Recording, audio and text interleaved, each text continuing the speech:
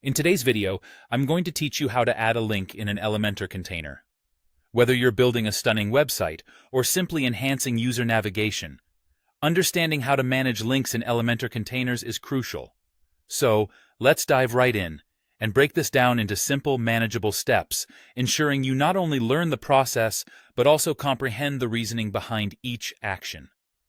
To begin, you'll want to open up Elementor and select the specific container you wish to modify.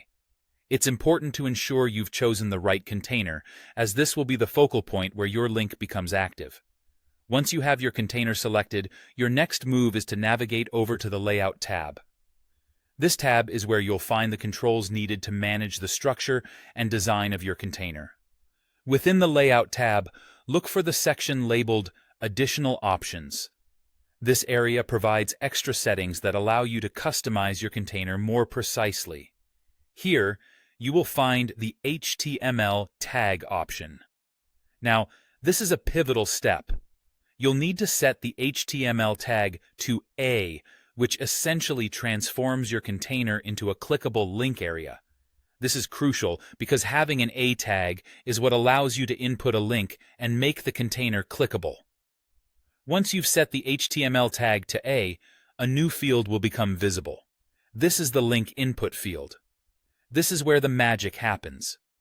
In this field, you'll enter the URL you want to direct your visitors to. Whether it's another page on your site, a download link, or an external resource, this is where your users will be directed when they interact with the linked container. You also have the option to use a dynamic tag, which is particularly useful if you're looking to link to dynamic content on your site, such as post URLs or featured images. There are a few additional settings you can adjust for your link. You might want to enable the option to open the link in a new tab.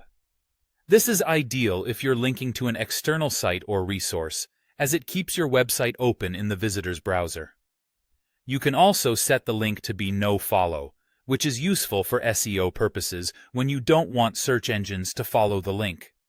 Additionally, there's an option to add attributes, allowing you even more control over your link's functionality and compliance.